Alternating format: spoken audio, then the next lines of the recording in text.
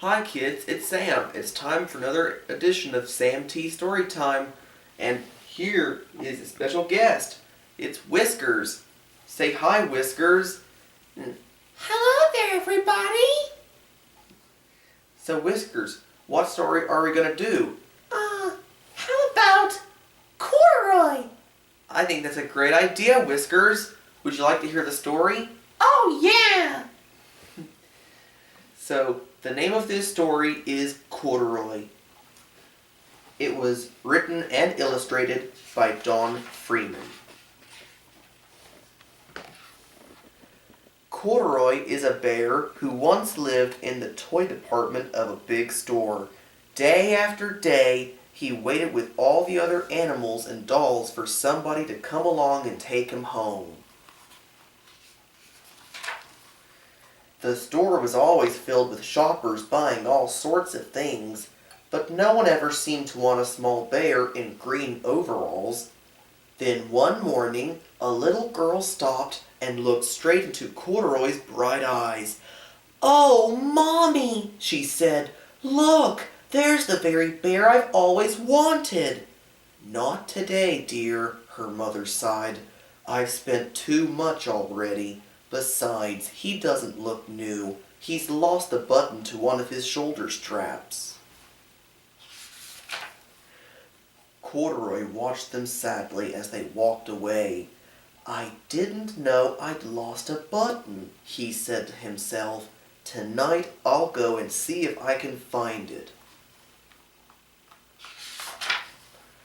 Late that evening, when all the shoppers had gone and the doors were shut and locked, Corduroy climbed carefully down from his shelf and began searching everywhere on the floor for his lost button.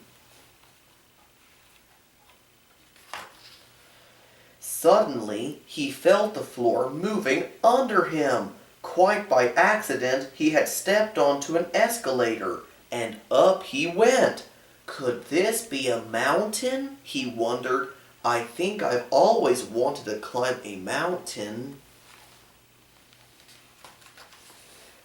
He stepped off the escalator as it reached the next floor, and there, before his eyes, was a most amazing sight. Tables and chairs and lamps and sofas and rows of beds. "This must be a palace," Corduroy gasped. "I guess I've always wanted to live in a palace." He wandered around admiring the furniture. "This must be a bed," he said. "I've always wanted to sleep in a bed." And up he crawled onto a large, thick mattress. All at once, he saw something small and round. "Why, here's my button!" he cried, and he tried to pick it up, but, like all the other buttons on the mattress, it was tied down tight. He yanked and pulled with both paws until off came the button, and off the mattress Corduroy toppled, bang, into a tall floor lamp. Over it fell with a crash. Corduroy didn't know it, but there was someone else awake in the store. The night watchman was going his rounds on the floor above. When he heard the crash, he came dashing down the escalator. "Now, who in the world did that?" he exclaimed. "Somebody must be hiding around here."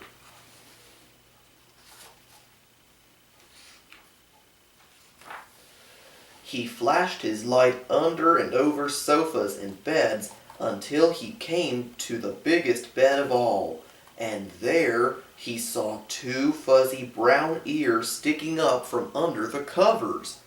"Hello," he said. "How did you get upstairs?"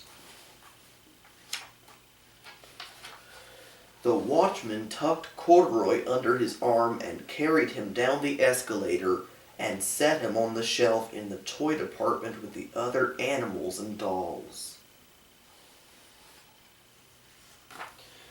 Corduroy was just waking up when the first customers came into the store in the morning, and there, looking at him with a wide, warm smile, was the same little girl he'd seen only the day before. "I'm Lisa," she said, "and you're going to be my very own bear.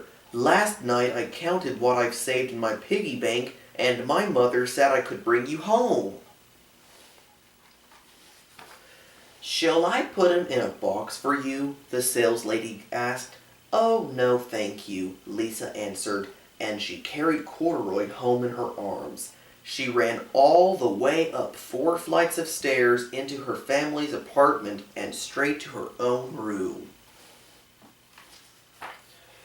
Corduroy blinked.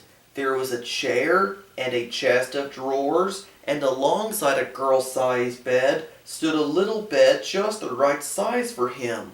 The room was small, nothing like that enormous palace in the department store. "This must be home," he said. "I know I've always wanted a home." Lisa sat down with Corduroy on her lap and began to sew a button on his overalls.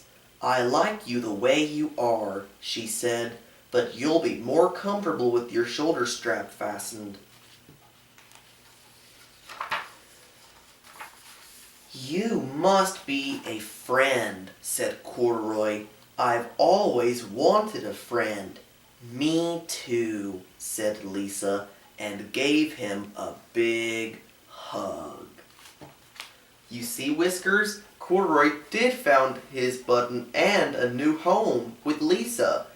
Oh boy, that is a great story, Sam. It sure was. Isn't that right, kids? Great.